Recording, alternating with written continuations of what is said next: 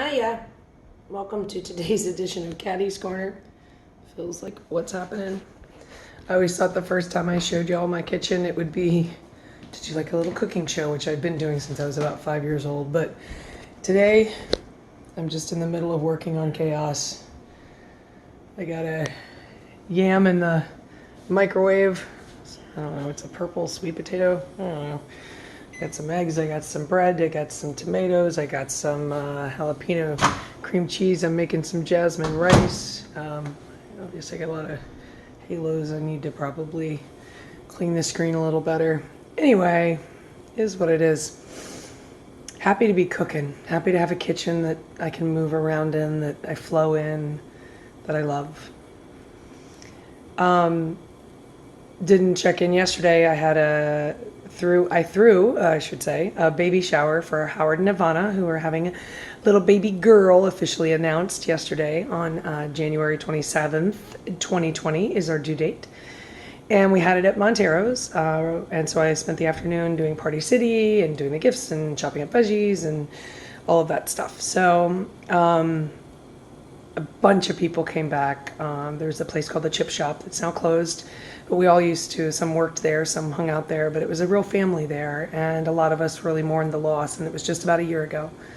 So getting together, and I just had such a warm feeling in my heart all night long, while I was busy doing other things, like hearing the voices of this combination, the laughs and stories, and it was just a really beautiful night, and it was exactly what I wanted them to have, which was a coming together of all of the people who love them and are so excited to meet this little ninja nugget. He's my Tai Chi teacher and the karate dojo owner from a few doors down from Montero's.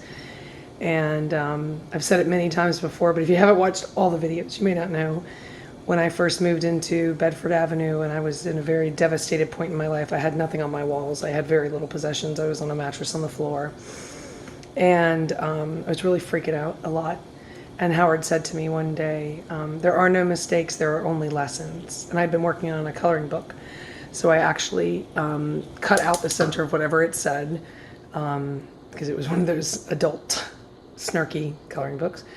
And I wrote that down, and it was the first thing I hung up on my wall on this metal butterfly frame that I found free cycle on the streets of Brooklyn one day on my way to work.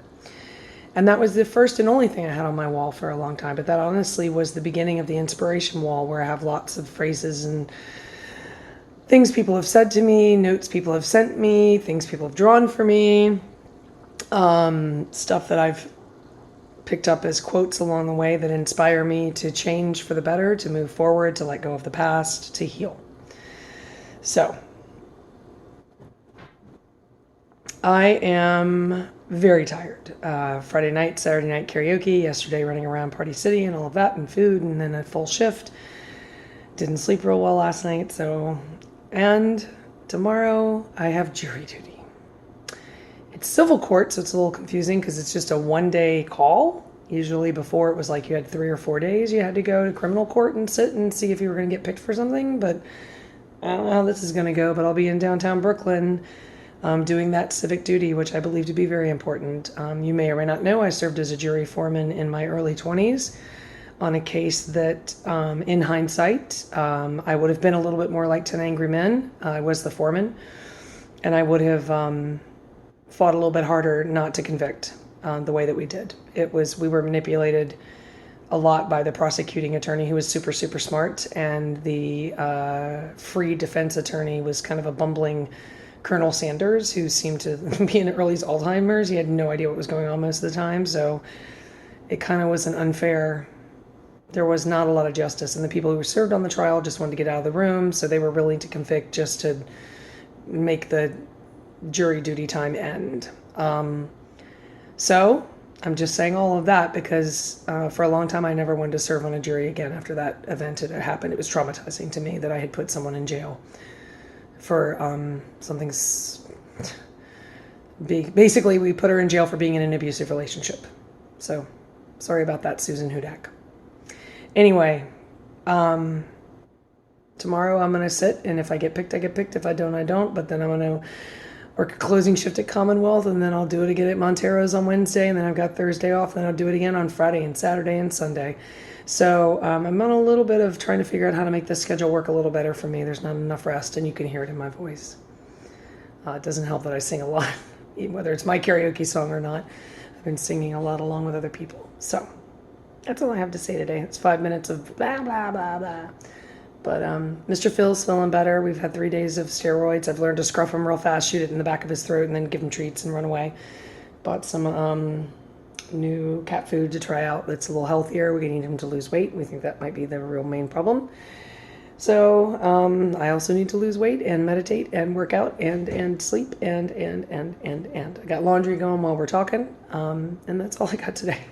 Just trying to prep up some food so I have easy grab and goes. There was one thing I will say.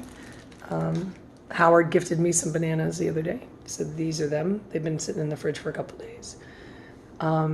They're brown and gross and mushy, but you know what? They're awesome for bread and my oatmeal pancakes that I like to make. So I'm going to actually squish them up now and throw them in the freezer because I don't have time to make the pancakes right now. And then when they go in, they'll be amazing. So sometimes things don't look so pretty, but they're actually the best for other purposes. So just trying to always keep that in mind now that, I mean, obviously I didn't put on makeup. I didn't even I could have shut this off, cleaned the screen and done it again. You're getting the Halo version of me. Whatever. It is what it is. I'm not here to try to sell you on anything. I'm just trying to share with you that life is challenging. Trying to get it all right is the wrong motive. Trying to be present, be calm, be mindful, be strong. When I was coming back from the grocery store just now, there was the most beautiful striping of pink in the clouds as the sun was setting. And I stopped and I stood there. And then I saw a little bug go flying by. And in my perspective, it looked like it was a bird further away.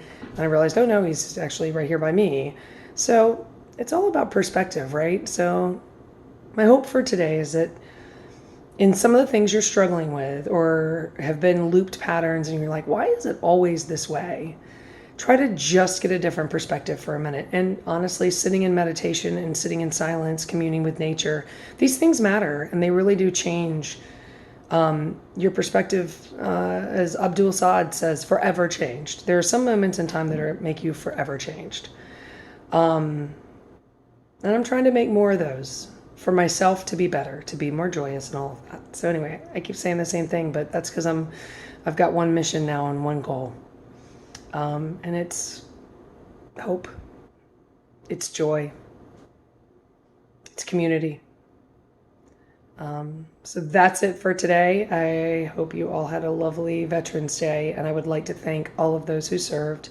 That does include my father, Charles William Feast, and many, many other friends' fathers. Where I grew up in Colonial Heights, we were just across the river from Fort Lee.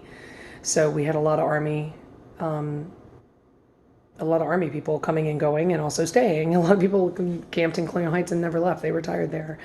So I'm sure we've all been touched. And so often those that we know that have served, they don't want the accolades. They don't want, sometimes it's even hard for them to accept our thanks, I think. But you have served, I have not. So thank you for your service.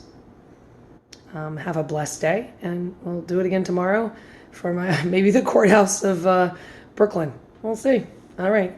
Take it easy. Bye, y'all.